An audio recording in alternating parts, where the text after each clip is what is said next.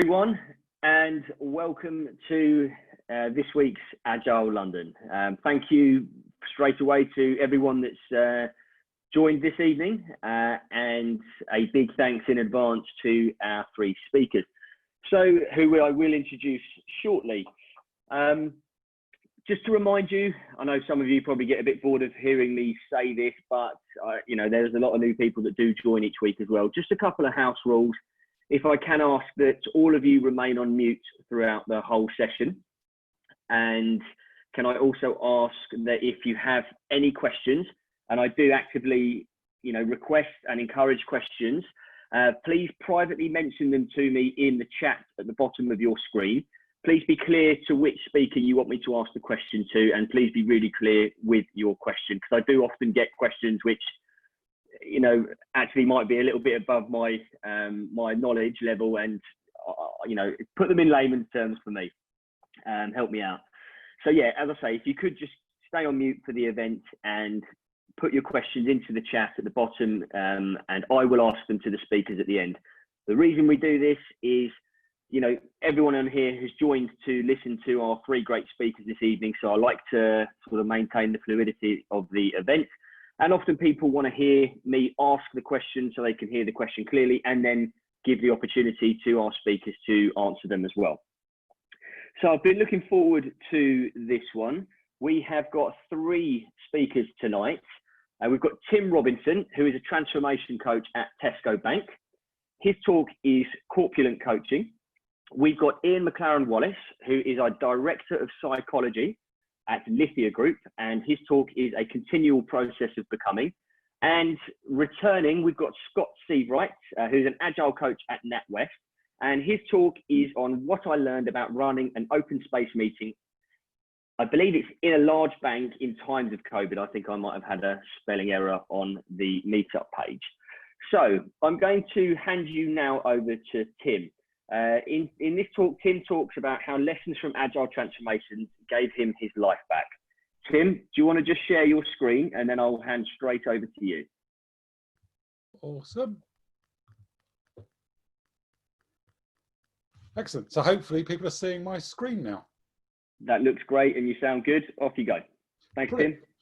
So first of all, I just wanted to thank people for joining, and you know, what I wanted to share was some experiences of Agile transformation and the skills of Agile coaching that I've used to kind of change my life and my health.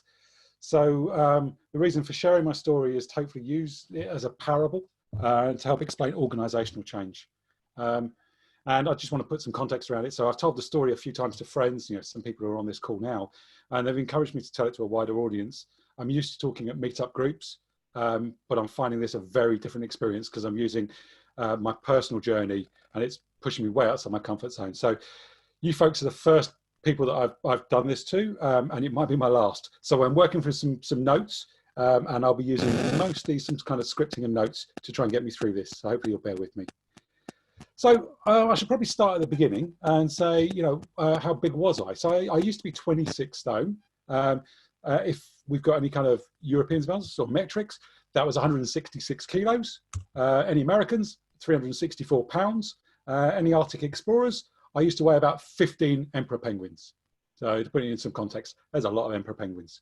So I used to be really active during my youth. I was in the Royal Navy, and I had uncles who had a removals company. I spent my weekends earning extra cash with them.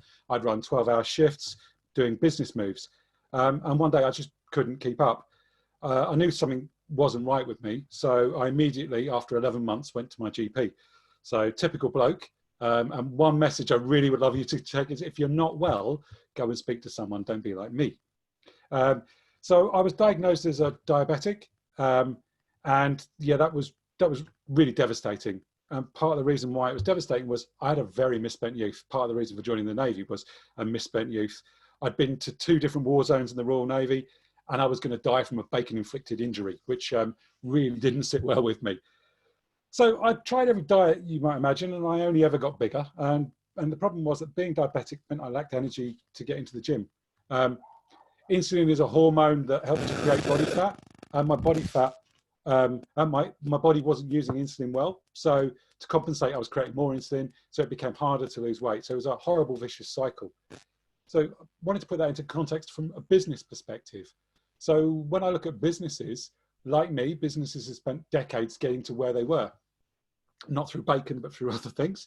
And like diets, we've had millions of change programs. They've come and gone, and they've never delivered on their promises. You know, businesses, once fit and healthy, able to compete, started to discover they're becoming unwell.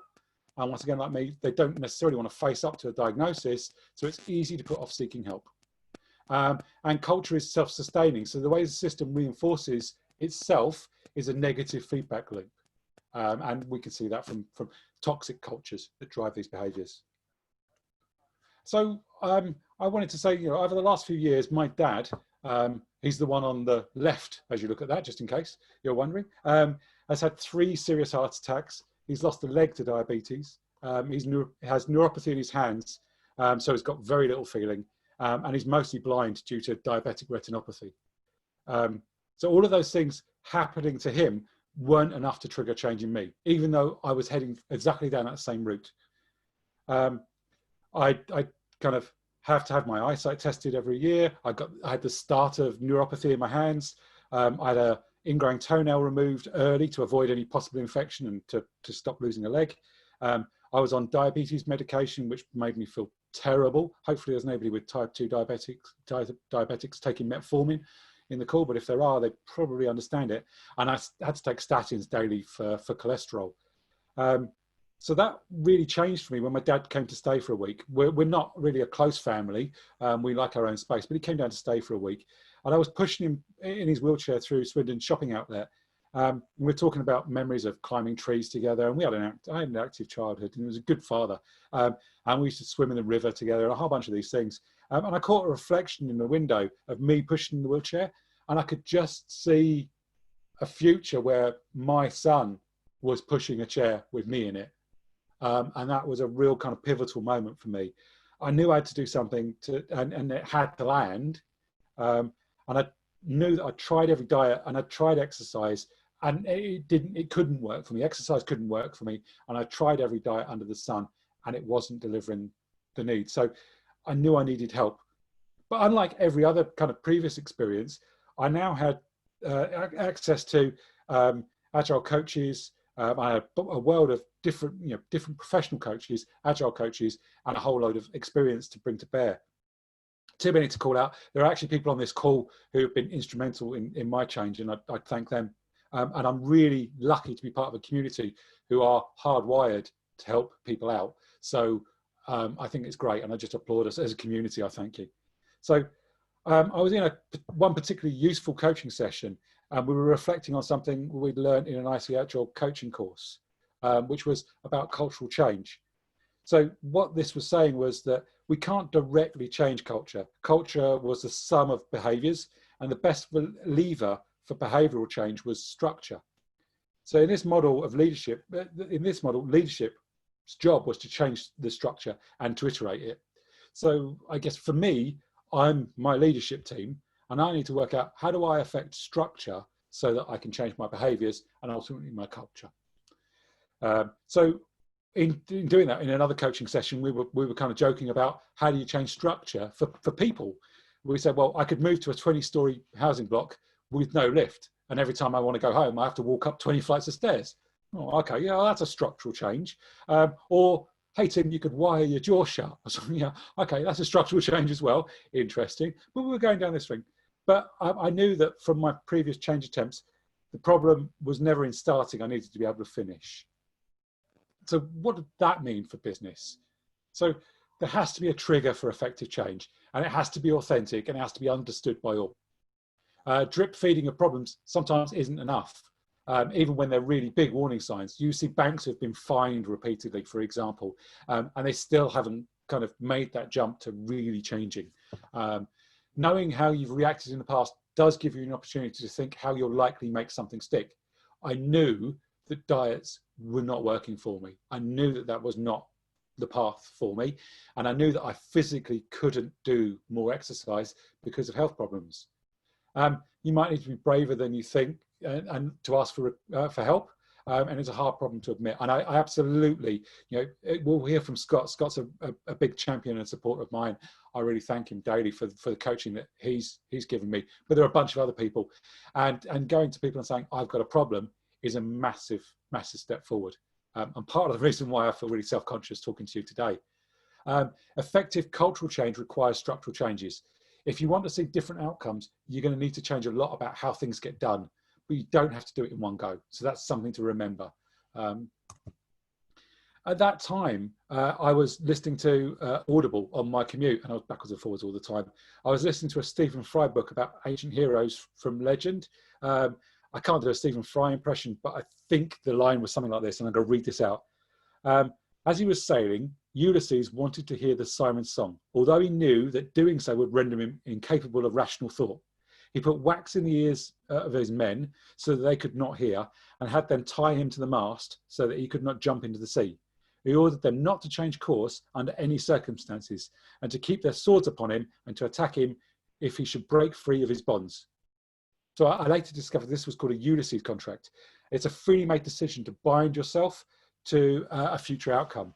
If you've ever agreed to meet someone in the gym, you'll know it's much harder to say screw it and sit on the sofa and eat cheesy Wotsits watching Star Trek on Netflix if it means you've got to message someone to back out. And you don't want to lie to a friend, you don't want to have to kind of own up to the fact of, do you know what, I'm too lazy to go to the gym. So I needed a Ulysses contract. What could I do? So we looked at, could it be a financial penalty? Could I put 10 grand to charity if I failed to meet my goals? So the two problems with that, the first one was it didn't really hit structural change requirements. I'd already determined it had to have structural change built into it. So just having a financial penalty wasn't enough. And also money isn't particularly much of a motivator for me. Ask my accountant, he'll definitely agree with that. So I'd done a massive amount of research, and I discovered reports showing that a weight loss of just 15 kilos was associated with diabetes remission. Around that time, I was at a meetup with Dave Snowden, who'd gone into diabetes remission through increased exercise and diet, and knowing it was possible, and knowing someone who'd done that was a massive inspiration. But I knew, once again, Dave's path wasn't mine. I couldn't increase my exercise. It wasn't going to work for me. I tried that, it didn't land, and I knew that diet wasn't going to work. But the joke we've made about wiring my mouth shut actually was interesting. It was a structural change, and I could change my behavior and in turn fix my challenges. It couldn't immediately change my mind. I was locked into a contract of sorts, but I couldn't continue working with my jaw shut. I like the sound of my own voice too much, so I absolutely knew, that wasn't going to work. And at some point we'd undo the wires, and I wondered whether I'd fall back to my old ways. I knew absolutely, without any doubt, I would go back to the way I was before. So what could I do that would be structural change and wouldn't eventually get undone? So just over a year ago, I had a mini gastric bypass. It was a scary decision to make, to undergo elective surgery. The risk of death and complications, they're quite real, but my research found that results from a meta study of the surgery found that there was a 30-day mortality and complication rates of 0.08% and 5.9%. So that is, in the first 30 days after surgery, the mortality rate was 0.08%. And then in that first 30 days, the complication rate was less than 6%. And then after 10 years, I found that 31.6% of patients reported some complications. But of that third who had complications, 22% were minor. They were normally reflux, so a bit of indigestion. There were moderate in 3.7% of cases, and in hospitalization in 5.2% of cases at the 10-year mark. So, there was some really good stats there. But overall, excess weight loss was at 79%. So we're looking at a success rate of nearly 80% at a low risk for this surgery. I did a similar level of checking the background and history of the surgeon and his team, and I found that actually the surgeon had a higher than average success rate or a lower than average complication rate, and as did the team. So the statistics were just one part of the picture though, and the perception of risk is hardwired into humans.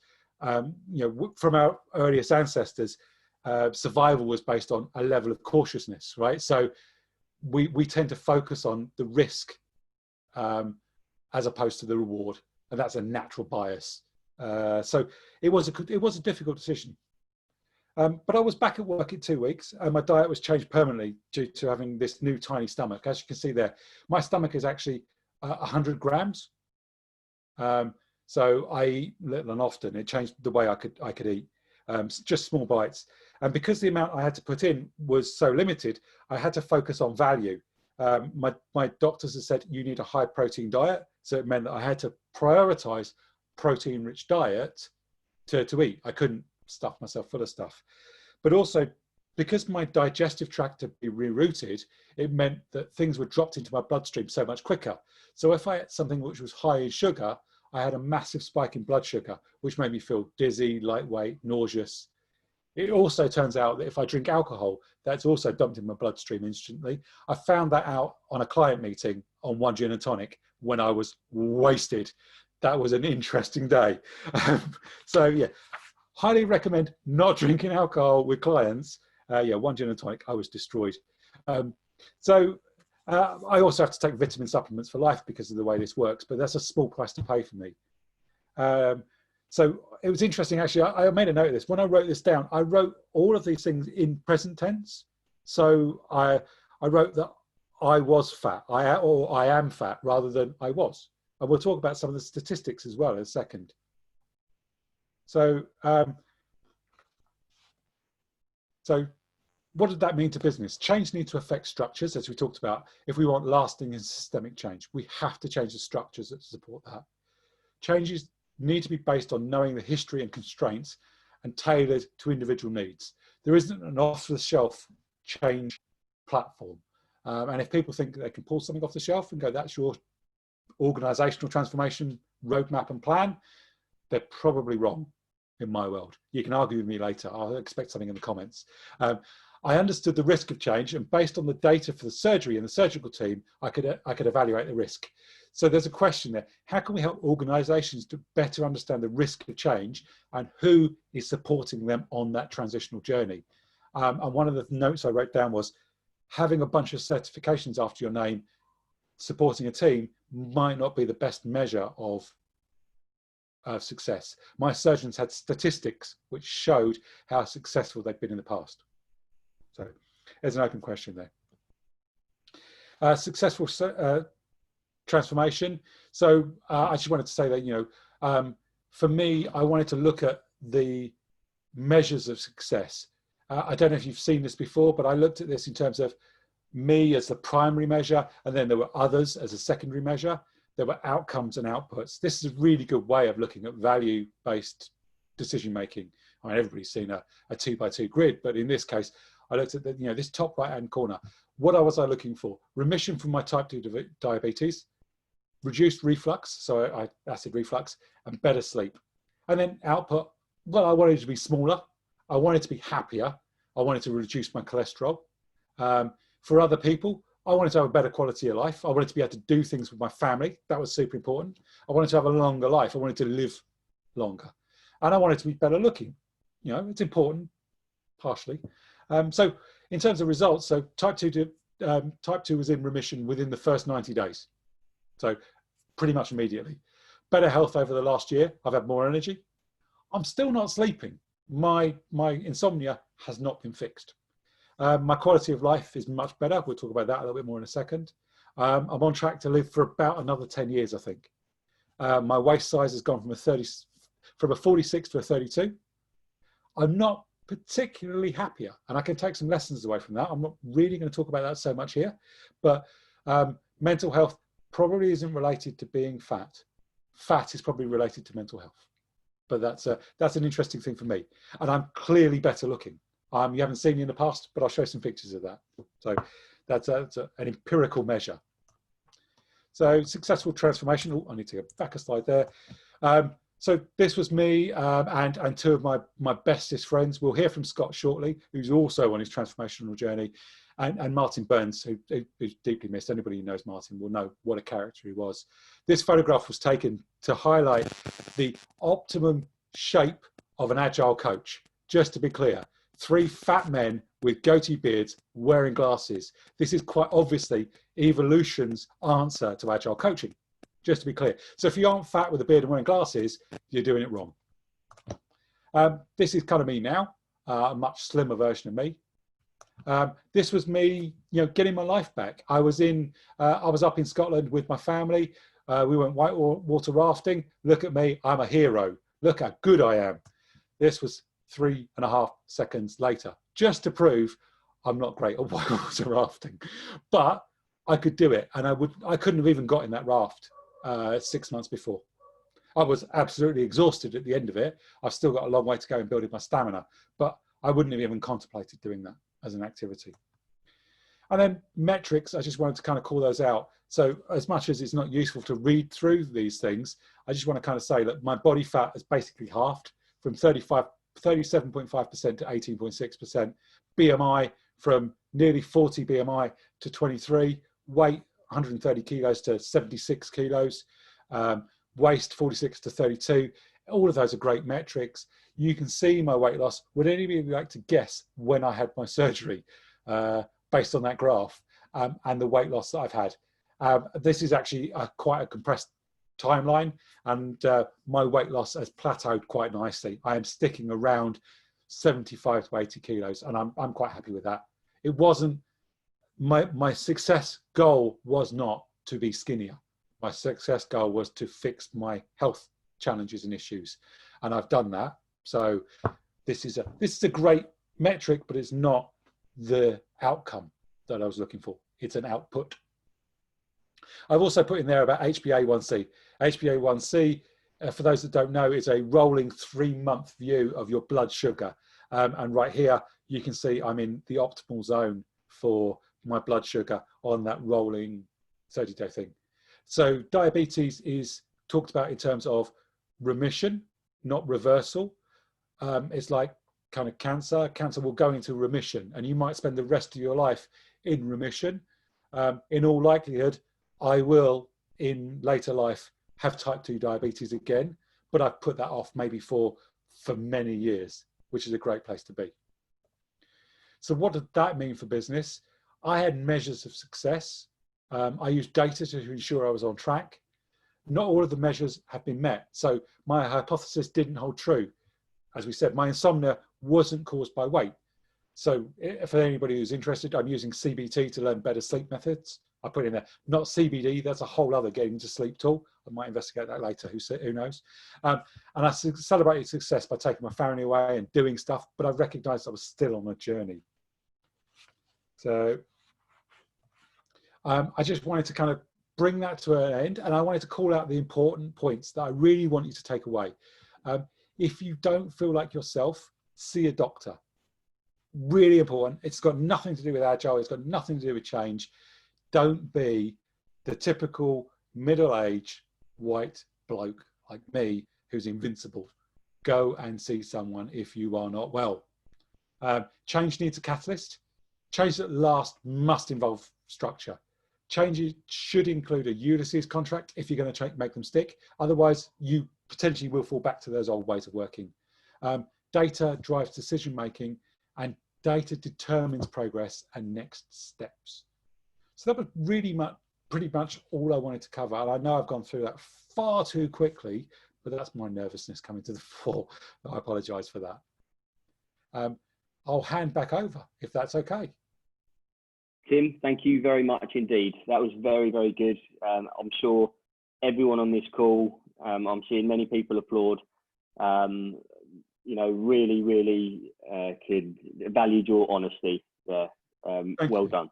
Yeah, it was tough for me, so thank you for that. And good, proper feedback at the end will be good. Thanks, Ollie. You're welcome. I'll be sure. I'm sure our lovely audience will put some feedback in the chat. Thank you again. Okay, so next up, we've got McLaren Wallace, Director of Psychology at Litha Group, and his talk is a continual process of becoming. In this talk, Ian talks to us about how a better understanding of human psychology can help us develop better products and service. Ian, do you want to give your screen share a whirl? You're currently on mute. There we go. Perfect. Yeah, just unmuted and just share my screen.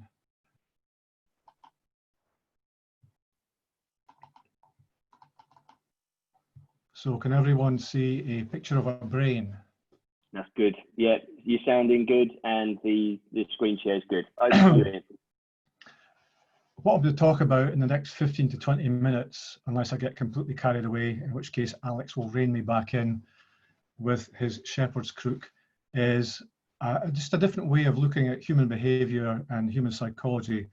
And I'd really like to thank Tim from the bottom of my heart about that fantastic talk and the experience he shared. And I'll be sharing some perspectives on what he's done is a really, really human way. It's a really natural and organic way to engage with uncertainty, tension, and challenge. I've worked as a psychologist in many different industry domains and sectors. I was voted the most innovative organizational psychologist in the UK, he said modestly. So I'm just going to chat about a different approach that I've been taking and with some colleagues like Scott Seivwright have been taking to understanding human behavior individually and collectively. In all these different industries that I've worked in and domains, there's always a realization, usually later rather than sooner, unfortunately, that in any human endeavor, there's that realization that understanding human psychology is really, really important. And the challenge we have with that is most popular psychology is junk psychology. So all these lists, hacks, weird tricks, things like Myers-Briggs, in fact, all of psychometrics, triune brain, left brain, right brain, Maslow's pyramid, all that stuff is just junk and nonsense. And all these lists that do things like, here are 7 things to do before 5:30 a.m. in the morning if you want to be successful, they're just nonsense because that's not how the human brain works. My personal opinion on this, I blame airport bookshops, which thankfully aren't so busy just now, but they are full of books by guys like Malcolm Gladwell, who are writing stuff that's unsubstantiated, it's very populist, it's very attention grabbing. But in my opinion, these airport bookshops are the modern Plato's cave, that people are getting a kind of a glimpse of what's going on, but it's really distorted and not really that useful. They sell the idea of the brain as a machine, something that is deterministic, it's linear, it works in that Aristotelian logic. It's all full of cogs and gears.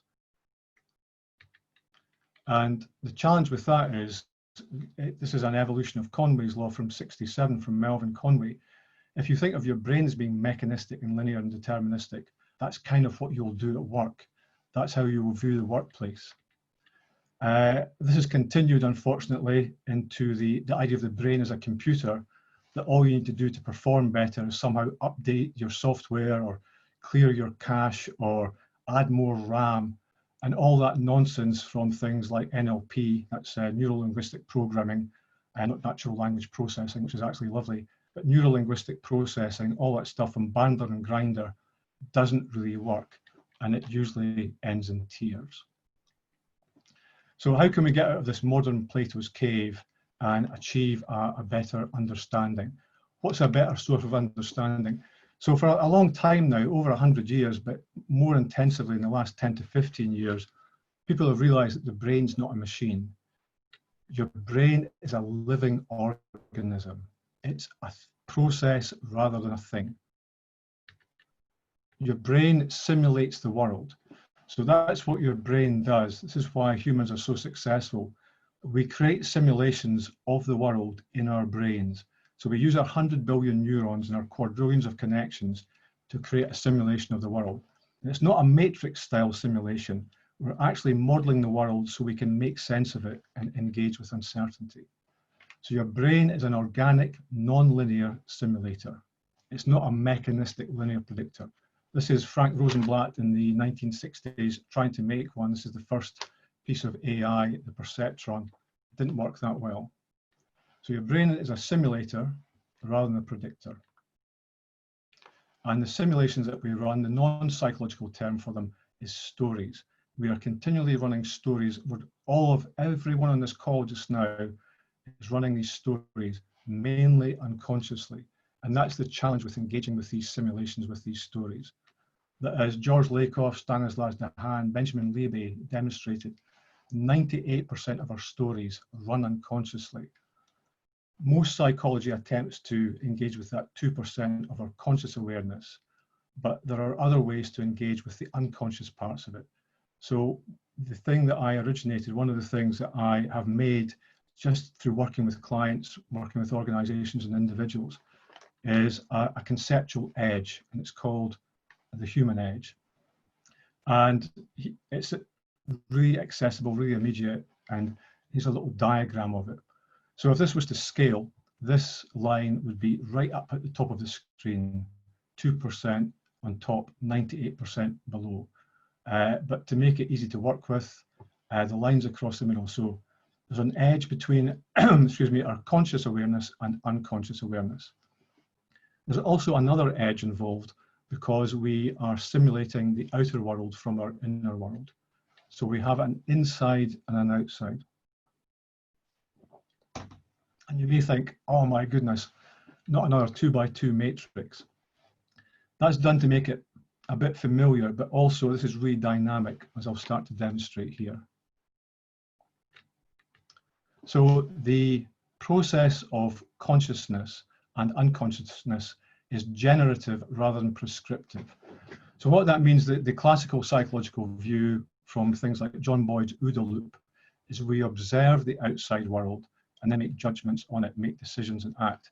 Or from Chris Argyris with his ladder of inference, we're observing something and then going up a ladder of understanding around it. That's not how it works. Your brain is continually and consciously generating imagery. So visual, audio, haptic, olfactory, doing this all the time. So just to sketch that out, it kind of looks like this. We have this imagining loop. And this imagining, 98% of it is happening unconsciously. And we are generating this and feeding it forward and validating it with our senses in the outer world.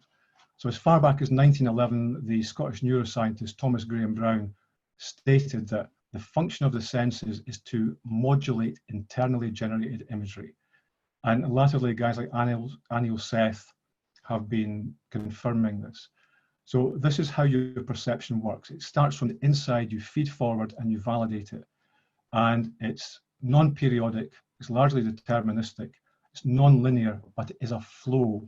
And it forms what Edward Lorenz described in 1963 in his famous paper that I'm sure you're all familiar with, Deterministic Non-Periodic Flow. It forms a dynamically stable system, a Lorenz attractor. And then what happens when we do this, we validate in the outer world, we feed it back into our imagination. But because we have that conscious awareness, we also abstract generalities from the validation. So theories, ideas, concepts, thoughts. So we start to symbolize those. We symbolize those in our inside. We're making theories and ideas and concepts about what we have sensed in the outside world. And because we're all running simulations, you're probably thinking, there's an empty space there. There must be another perceptual loop there. And you're absolutely right. What happens is we then take what we have symbolized, our thoughts and ideas, our concepts, and we feed them back forward, mainly unconsciously, into the outside world in a process of dissemination. So we disseminate aspects of our identity, of our needs, of our beliefs into other people, places, events, and objects. Now, I'm just whizzing through this because I don't want to go into a huge psychological lecture, but just trying to give you some feeling, some glimpses, some sense of how human perception and human psychology really works. And those four perceptual loops are folded together plectically to form this Plectic Lorenz attractor. We can also use these loops in other ways. We can use them in this really immediate way, that we can understand them as being emotional, physical, mental, and spiritual. So when we imagine something or when we emote, these two are really closely linked. So if you're a bit angry with me, you're unlikely to say, Ian, I'm angry with you, because I just think you're just a bit disappointed. But if you say, I'm absolutely fuming at you, Ian, so it sounds like you're on fire with anger. Or if you do that again, I will positively erupt. It sounds like you're a volcano. Or if you're frustrated with me and say, working with you is like banging my head off a brick wall. We use linguistic and physical imagery all the time to express our emotions. We validate those with physical things, what we can sense, what we can see, what we can feel, what we can hear. And we also When we abstract those, they become mental things, theories, ideas, and thoughts. And when we push them back out unconsciously, they become things that we explore in that spirited way, things that raise our spirits, lower our spirits. And it's not spiritual in the sense of any religion or theosophy. It's just something exploring the unknown. And we can map that again to something even more immediate: hearts, hands, heads, and horizons.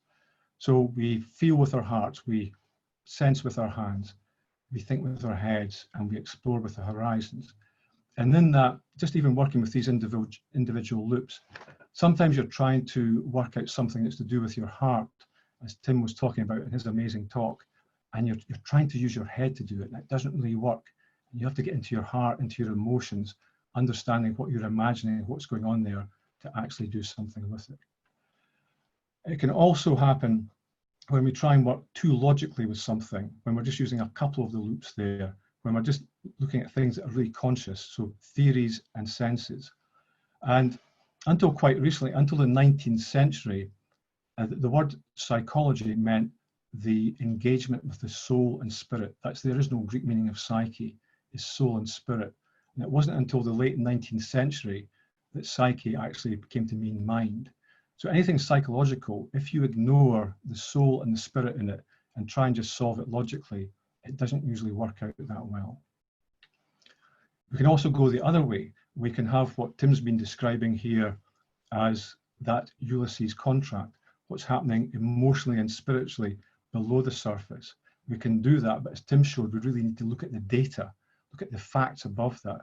And very often people get caught in those myths, as we've found out with things that I'm not going to mention, but are happening all the time around us, that people get deluded by these myths because they don't actually engage with critical thinking and what's actually happening. We can also see it here when people idealize things, that they don't actually validate them in the outside world or understand the stories that are being told around them. And this is one of the big challenges with airport bookshops, are all these lists, is that they're all idealized, that they say things, this is what you should do, this is what you could do, this is what you would do. And in that ideal world, all these books work. But in reality, a lot of them, you engage with tension, or you engage with really complex, ambiguous, paradoxical situations. So how can we avoid the tears? So just very, very briefly, I'm going to describe ways of working with these edges, and particularly navigating the edges. One of the ways that Scott Seivwright and I have been doing this is understanding psychological safety, understanding where you feel safe within a loop or safe within an area, and why you feel unsafe crossing an edge, crossing a boundary. Like Tim's been talking about, he was feeling unsafe about sharing these really personal feelings, and absolutely brilliant talk, but that feeling of you've got to cross a boundary, you've got to cross an edge. So a lot about working with your perceptions is navigating those edges, and that can be a really scary thing. So this is what Tim was talking about. I wish I'd said I just made this slide up, but this is such universal human behavior. I did this slide a few days ago. So you can imagine Tim there in that idealized psychological loop. He's got the memory of pushing his father around. He's got the desire to change.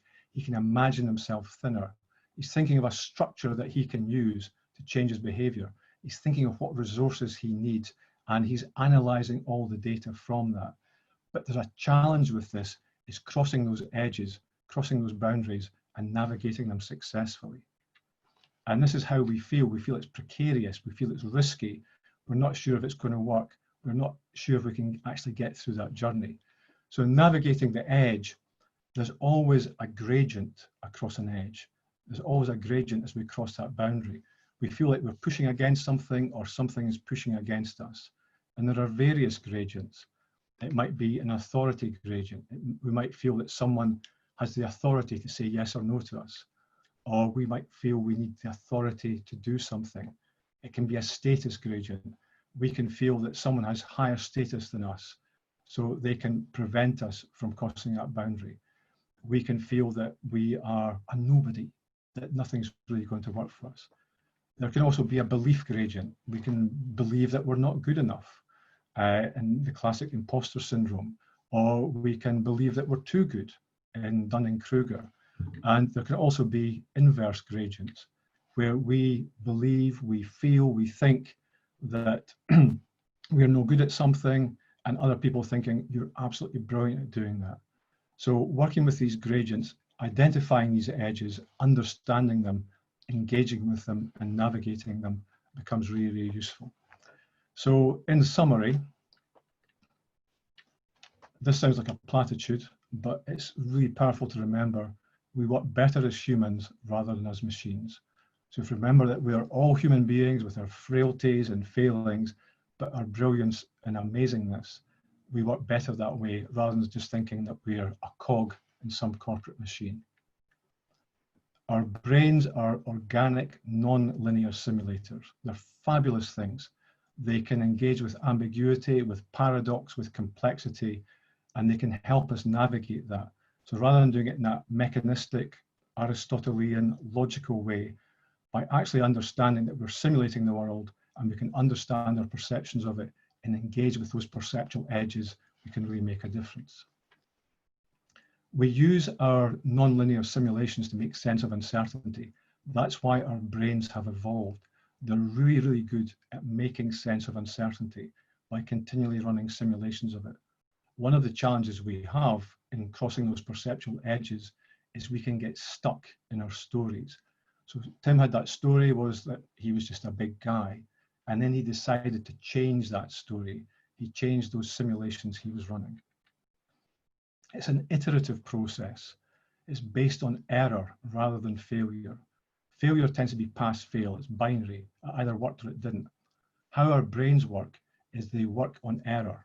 How far away are you from the desired output? So if I lift this glass of water to my lips, I'm continually working on how far away it is. That's an error. That's closer, that's closer. It's the same when you're driving down the road. If you take a second to look at your hands on the steering wheel, even though it's a perfectly straight road, you're making continual tiny corrections. So you're always, when you simulate, how far away are you from something rather than have you passed or failed? And so our brains are using approximation rather than estimation. So in an estimate, you're trying to predict the value of something in the future. In an approximation, it's proximal. How close are you to the outcome you desire? So working with error is far more powerful than working with failure. It's a continual simulation rather than a periodic prediction. So rather than time boxing something and saying, I predict this will occur, this outcome will occur at this time, you're continually simulating, updating, checking those errors, evolving, making it better and better. Who we are and what we make are always works in progress. Things emerge for us, we get them into a steady state of existence, and then we're always trying to evolve them and improve them. And to be a human is to be in that continual process of becoming. We're all works in progress.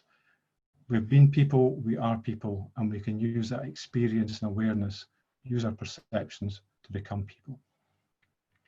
So I'm Ian Wallace, Ian McLaren Wallace. If you'd like to get in touch with me and chat a bit more about the human edge or psychology or why I've got this fascination with Laurel and Hardy's shifting pianos, please do. You can go to the website, LinkedIn, Twitter, YouTube. I don't use Facebook anymore. I deleted that a few years back for reasons that are becoming obvious. Thank you very much. Ian, thank you very much indeed. I thought that was absolutely fantastic, and I think incredibly poignant to our audience as well. I thought that was really great. Thank you very much. Okay, up next, we've got Scott Seivwright, Agile Coach at NatWest. His talk is What I Learned About Running an Open Space Meeting at a Large Bank in Times of COVID-19. In this talk, Scott will review his experience of using Agile Open Space techniques for a large engineering team of a UK bank. What was the idea behind the experiment? How did it go? What worked? What did we learn? And would we do it again? Scott, do you want to just share your screen and I will hand over to you? Yeah, let's go here and Hi, everybody. Okay, that was a really great. That's two great talks tonight. I feel like this isn't going to be a great talk after Tim's very personal story and Ian's very, yeah, it's made me think. I love the diagrams as well. In fact, I feel we had I feel we had the heart and then the head. So I'm not sure what I am. Probably the stomach. Okay. I was going to do a talk on psychological safety, and last week we did something, and one of the things Ian was talking about was the authority gradient. So I'm an agile coach. I work in a large organization. I go along. I work to teams. I work to different levels in different areas. On the call tonight from India, so it's quite late. There is also one of our product owners, Pankaj. As I talk about this, I might call Pankaj in to share his views. But one of the things I noticed was there was seemed to be a gap, especially with us all being offline and us all being in separate meetings, and especially when COVID happened, meetings, everyone filled up their commute time with more meetings. And we ended up in a situation where there was lots of decisions getting made without the general group being involved, lots of pivots happening without the group understanding. And because we were laying people off and getting rid of people, everyone was terrified to say anything. Because if you're ever going to feel, safe or psychologically safe to do, to speak up about the way things are, you ain't going to do it in the biggest recession of your lifetime, and you ain't going to do it when you've already seen 20 people walked off the building.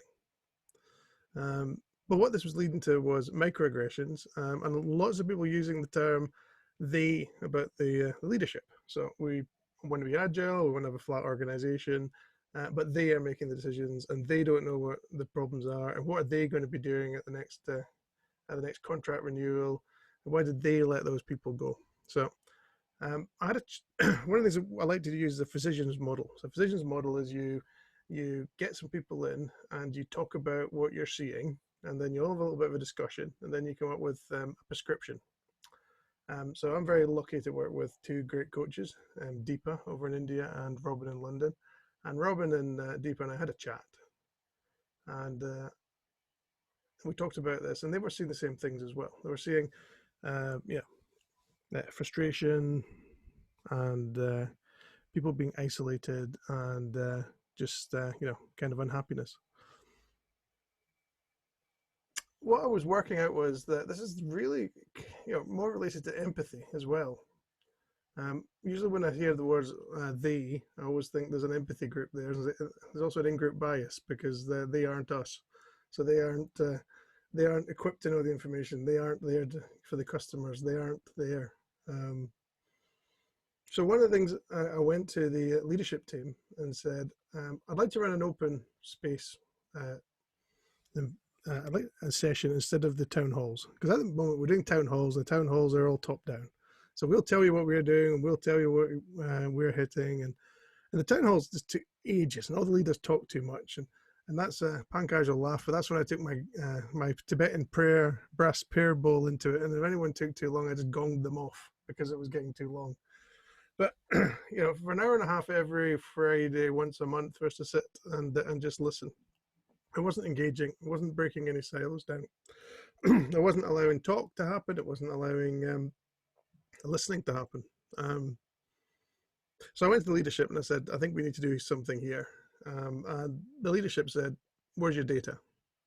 And I said, don't need data on this one because you're never going to get data. You're never going to get data about empathy gaps.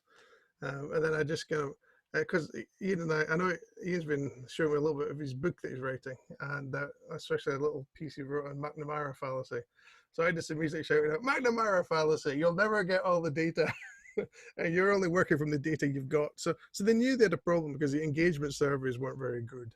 And although they were getting slightly better, but you just can't get information on the things that people are scared to say because of situations. And that authority gradient, as Ian talked about. In fact, I couldn't have got Ian's prepped this so well with that talk. I couldn't have done it better. I'm just going to ask Pankaj to speak now. Pankaj, in India, were you finding the same issues with the town hall and the kind of a little bit of disconnect going on? And thanks for staying up, by the way. It's about midnight there. You're on mute, Pankaj. Are you? Can't hear you. I'll crack on if you can see if you can get the sound working. So I basically said to the leadership team, I want to set up an open space event. Now, open space technology is a general event that can be used for any topic. And then Daniel Mezig had taken that and he'd pulled that into open space agility. And in these sessions, you really got structured open meetings that people can do a lot of things on. And I was actually a bit scared. I didn't want to go for such a large setup. What I wanted to do was go do a test. Because I realized that if the leadership did something and it didn't work out, then they would never do it again. So I gave a lot of thought, and there's a couple of techniques that are in liberating structures, and I've got links to them in the last slide, and I'll put this in the chat so everyone can get the notes from this. But there's a thing called a world cafe, and a world cafe is a way of having small conversations at little tables. Has anyone done that before? If you want to pop in the chat. So it's something we use in the physical meetups, but so we just adapted it for the little bit of the world of Zoom. Let's have a look at the chat. Yeah, good. Yeah, and so one of the things that we had to do was we had to set up different Zoom numbers. Are you able to talk yet, Pankaj? No, still can't hear you. Sorry, can't hear at all.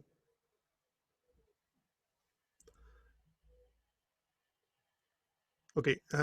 Anyway, so one of the things we wanted to do was get topics for the tables. So we used the SurveyMonkey, and the reason we used SurveyMonkey was so it could be anonymous and not in any of the internal systems, and not related or tied to anyone's LDAP. So there's no way we could work out who said what. And what those things did was give us a list of topics, and we'll go through that in a little bit.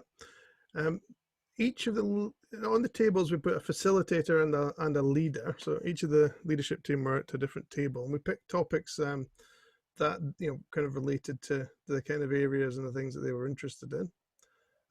And we also had the facilitator there, and we used the Scrum Masters mainly for that, but Pankaj was one. He's a product owner. The facilitators were there to introduce the sessions, explain what people should work on, really to allow the leaders to be in a listening mode, and with a briefing that they should be in a listening mode. And then we pulled everyone back into a fishbowl, or again in Daniel Mezig's world, an authority circle. To do that, we also moderated it, just to run the risk of it falling out of structure. And I got one of the other coaches from another part of NatWest to do that.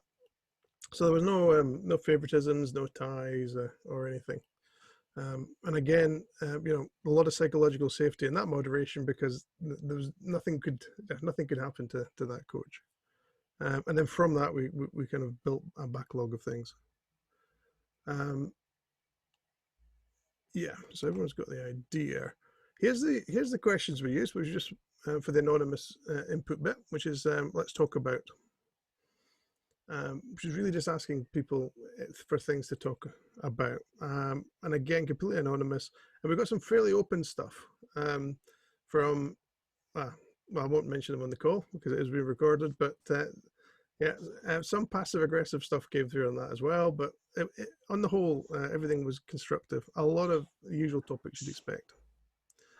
Here's the tables we had, and also these are the voting responses for the popularity. So customer focus and customers and customer demand was a popular table. Growing our people, so rewards, learning, and leading, and Pankaj on that one. Contracts. Again, contractors were taking a hit through the cost cutting exercise. Meeting, collaborating, communicating was another one. Reorganization impacts, technical direction and future technologies, the vision for the department, and also workload, priorities, and capacity.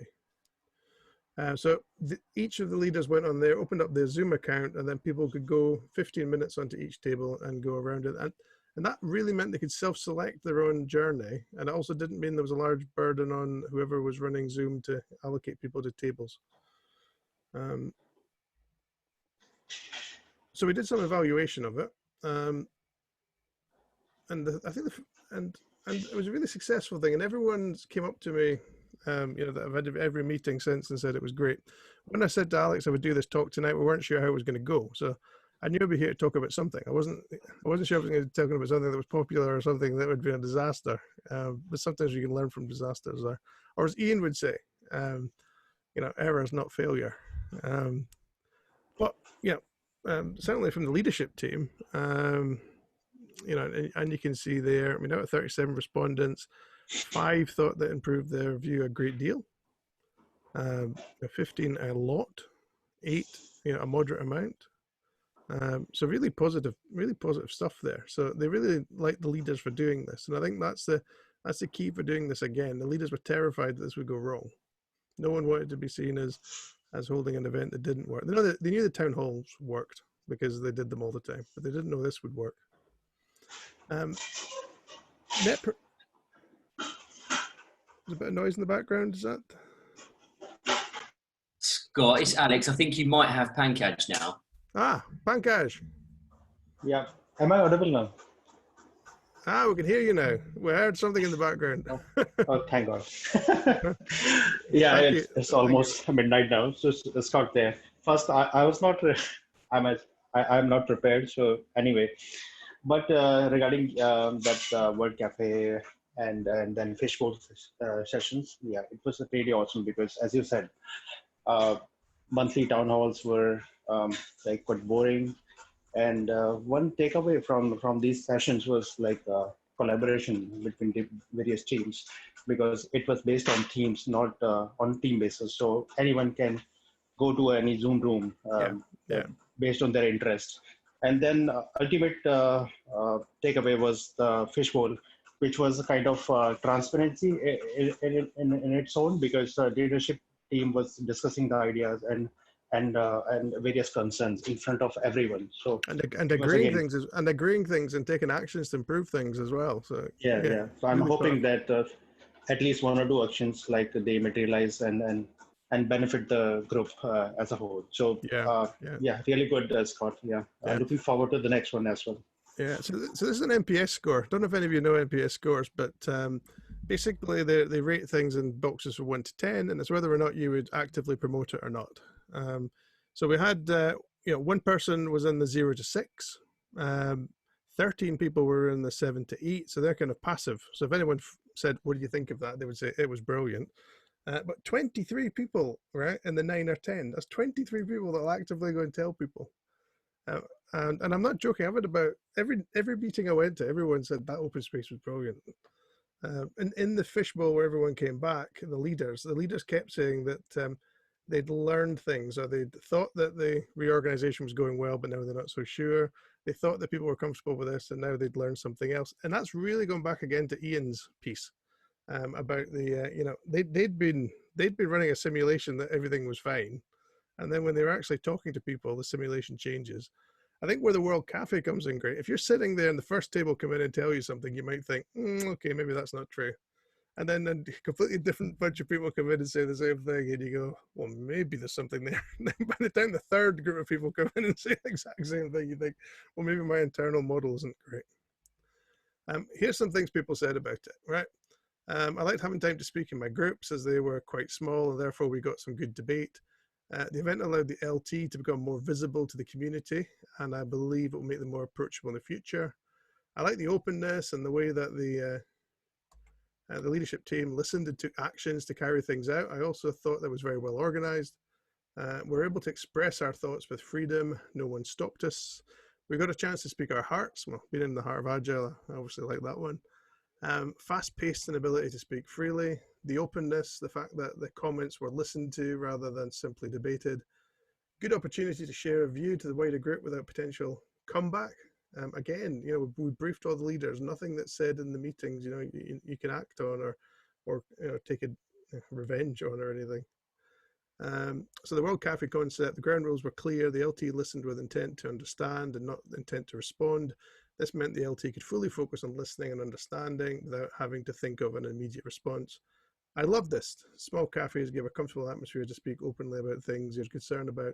Love the fishbowl where the LT were talking about the things they wanted to talk about. That we want to talk about. I don't think there was enough room in this little box to give my positive feedback.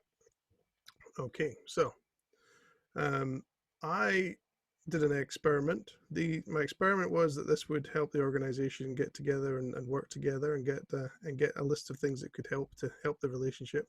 And I think I've proven the hypothesis. I'm very excited that it was positive. I'm a net promoter. I'll definitely promote this.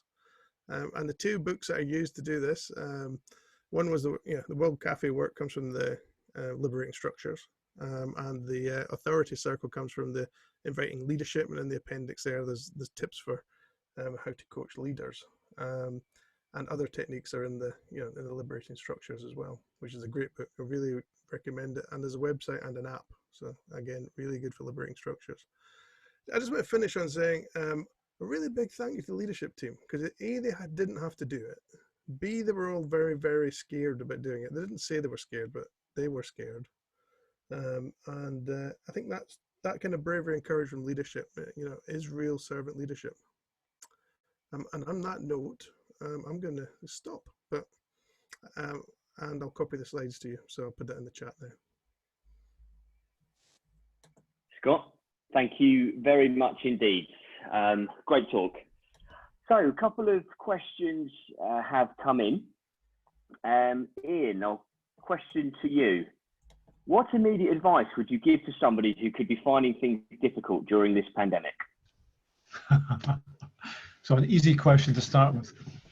There's one of the processes we use around working with conceptual edges that Scott and I have used a lot. It's called name it, claim it, game it, tame it.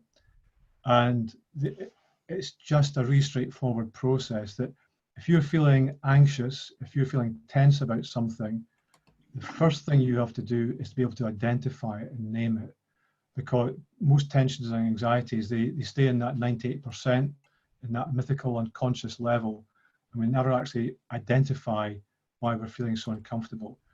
So you can do it through linguistic imagery, you can do it through talking to people, but you need to identify what that tension is. So it might be in the pandemic, you might be worried about catching COVID-19, or you might be worried that you are going to lose your current employment. So identify that thing first, just name it. And as soon as you start naming, identifying things, it's something that you can start to engage with. If it's anonymous and faceless, just start feeling the seat of your stomach, then it doesn't really work. Once you've named it, you can claim it, understand your contribution to it. So quite often we feel powerless, we feel like victims. And when we start to claim our contribution, so if you are concerned about contracting coronavirus, you can think, right, so what can I do about my habits, right? Should I wear a mask and gloves in a shop? I know I'll look stupid, but should I do that? Or should I minimize my social contact? You start to take control of it. Or am I worried about losing my job? What other prospects are there? Start to own that. Am I performing well at my job? Am I actually stepping out of my comfort zone and engaging with people and asking them about it? And once you've understood what it is that you're actually engaging with, you've named it, you've understood your contribution to it, then you can start to game it. What are my options? What can I do here? And one of those options is do nothing. But there are lots of options about, just make a list of them, just start writing stuff down, write it down in a book, name it, claim it, game it. And then once you've started to understand your options, you can take action to tame it. So just doing something quite simple like that is that you can have something like, I'm going to lose my job. If I'm going to lose my job, my wife won't love me anymore, and I'll lose my house, and the kids will be in care. And you have this massive spiraling out of control anxiety. Rather than just going back to my thing I've identified and named, is I'm worried about my job security. How can I understand my contribution? What are my options there? And what can I do to take action, to take decisive action that's going to work for me in that situation? Thank you, Ian. Very good. To Tim and Scott, how do you feel Agile teams might be affected by COVID? So Scott, do you want to go first? And then actually, Scott, you've just spoken. So Tim, you jump in first. And then Scott, just follow up straight away with your answer too. So I think that as we talk about the psychology and the fear of that fear that's with people, I think that all of the change that we're facing means that people are reluctant or worried about job security, about health, about a bunch of these things.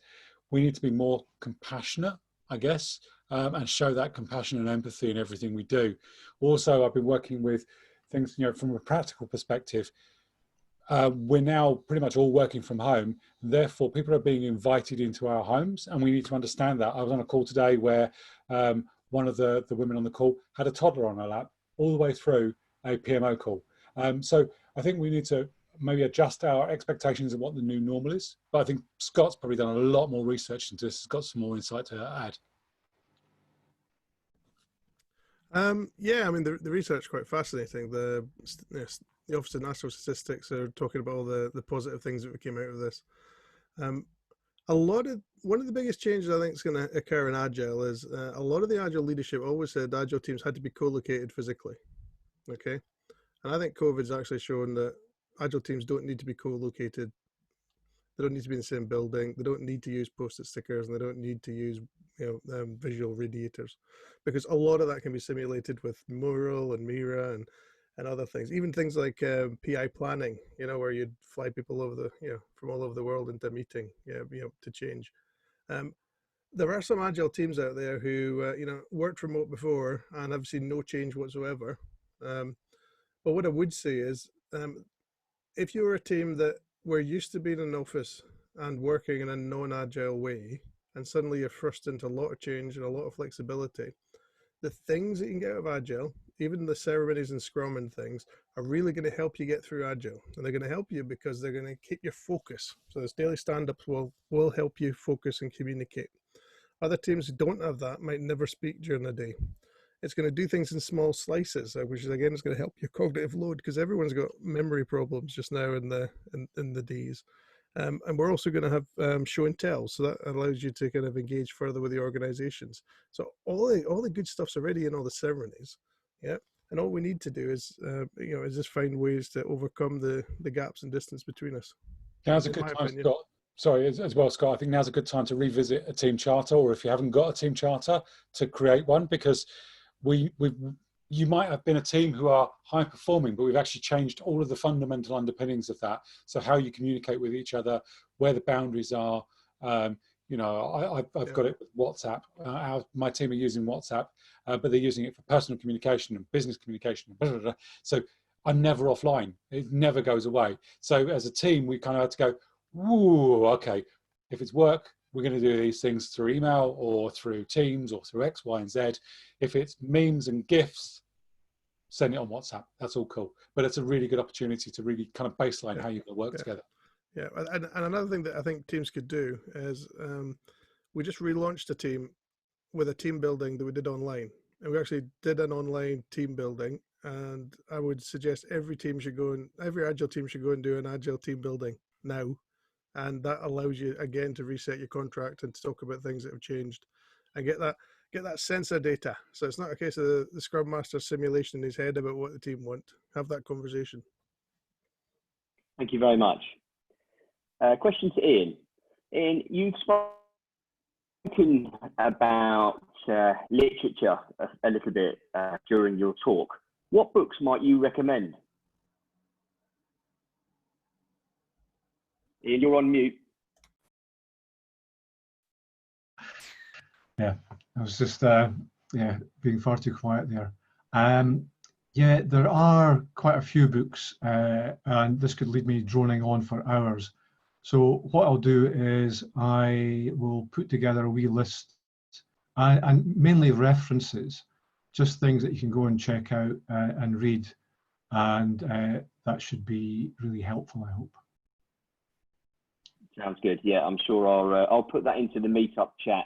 And you need to finish that book, Ian. Yeah, things to do. I've named it, I still need to claim it. Another question, and this one is to all three.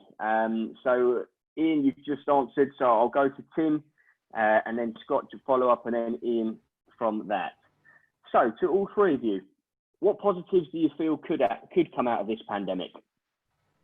Oh, there's just almost an infinite number of positives, and I think we're already seeing them. So teams learning how to work together, teams understanding that the boundaries are changing and seeing people as people, not just work colleague machines.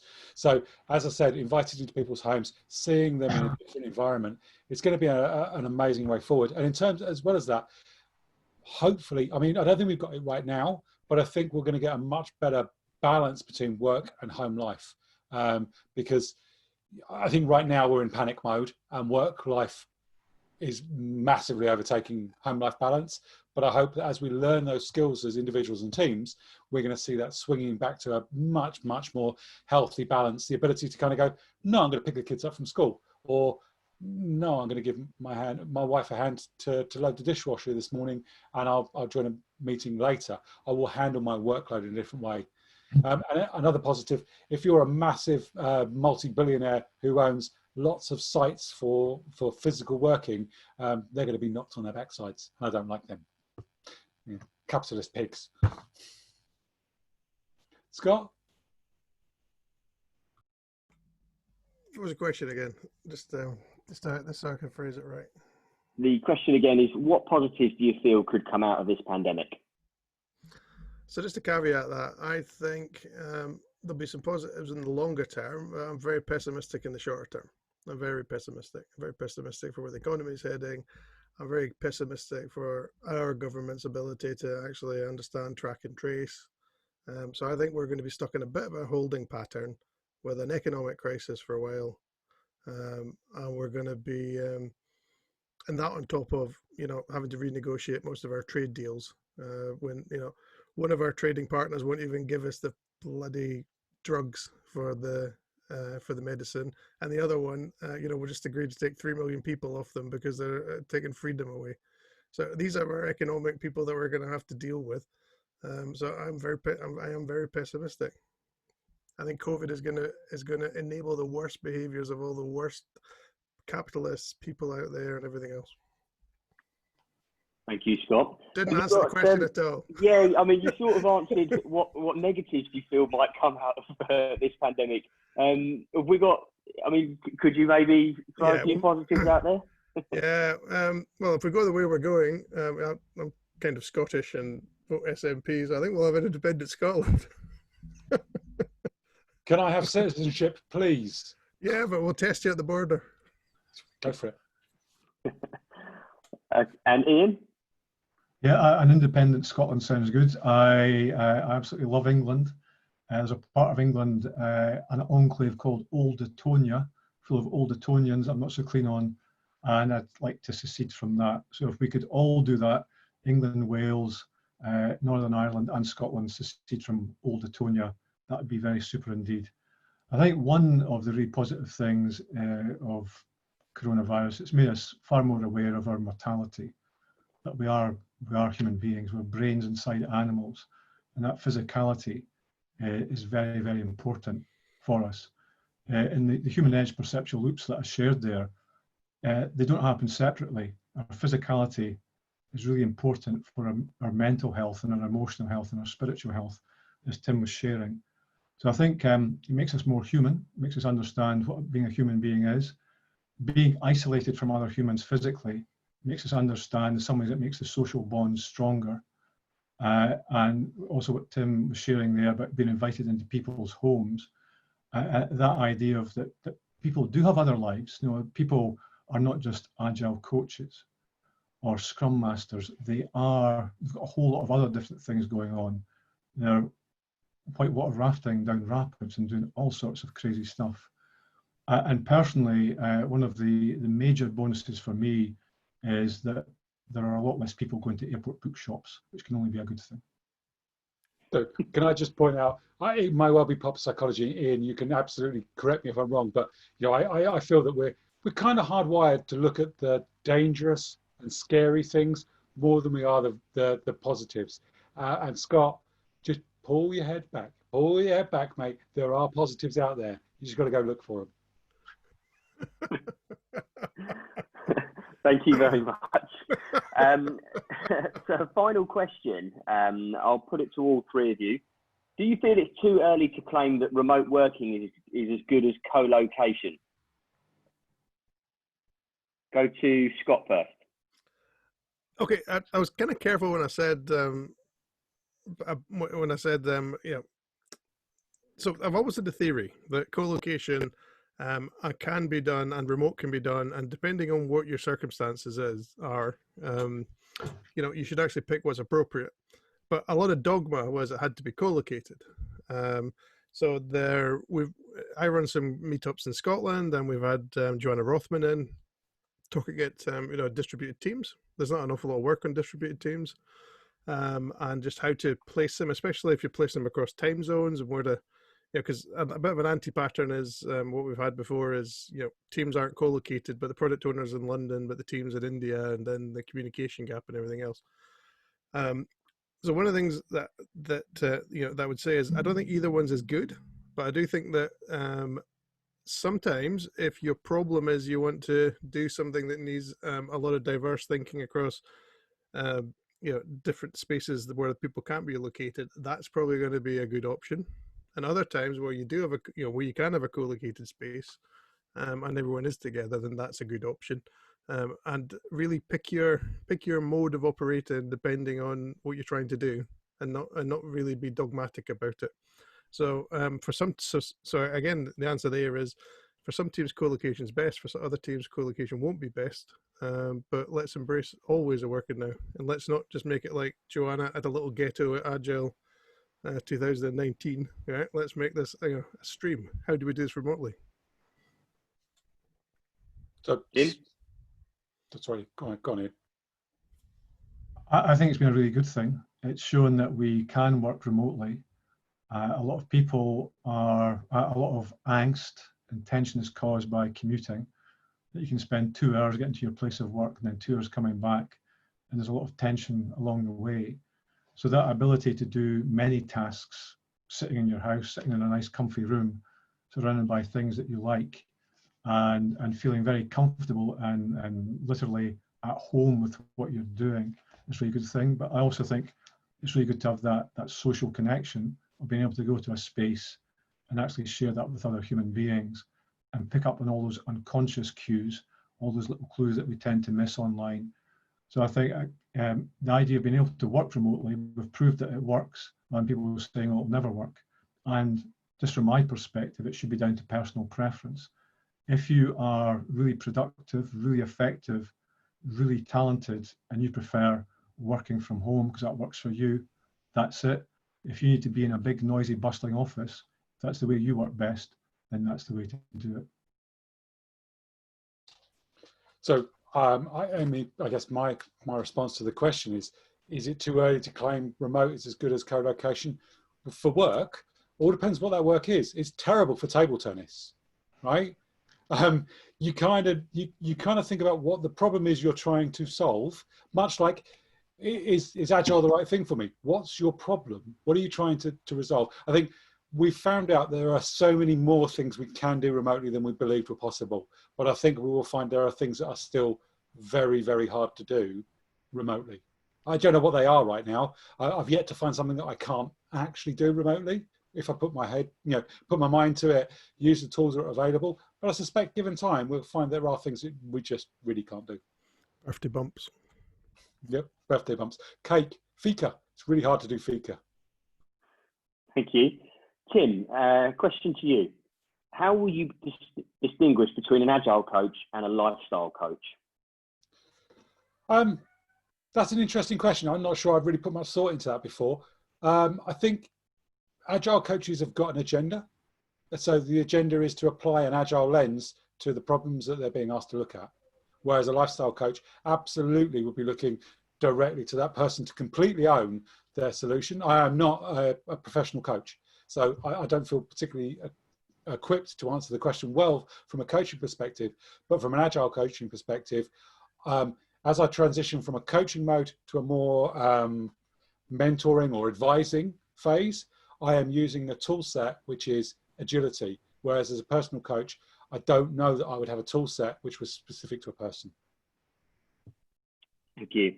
And that brings us to a close for this evening. I'd just like to say a massive thank you to Ian, Tim and Scott for 3 fantastic talks, all 3 really gripping, really engaging, pulled some great questions from our audience.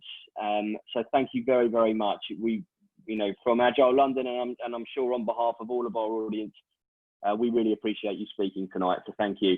Thank you to everyone else as well who joined Agile London this week. Great to see you back. We are back next week. This event has been recorded and will be up on our YouTube page within the next 24 hours. I do say this every week, but if you are looking for work, my name is Alex Scriven, not Oliver Bernard like it says on the screen. Find me on LinkedIn, send me your CV, and if we do have something relevant, I'm not going to lie, things are quiet at the moment, but if we do have something relevant, we will discuss it with you as well. But we're also happy to open talks. I will connect you to the relevant teams within Oliver Bernard if you need to speak, you know, if you're a developer or a tester or you work in DevOps, you're a BA, you're a Scrum Master, a coach, I'll connect you to the relevant teams and we will start to, you know, get things going for you and we'll get you on our radar. So all that leaves me to say is thank you very much once again to Ian, Scott and Tim, and have a lovely evening, everyone. See you next Wednesday. Thank you, Alex.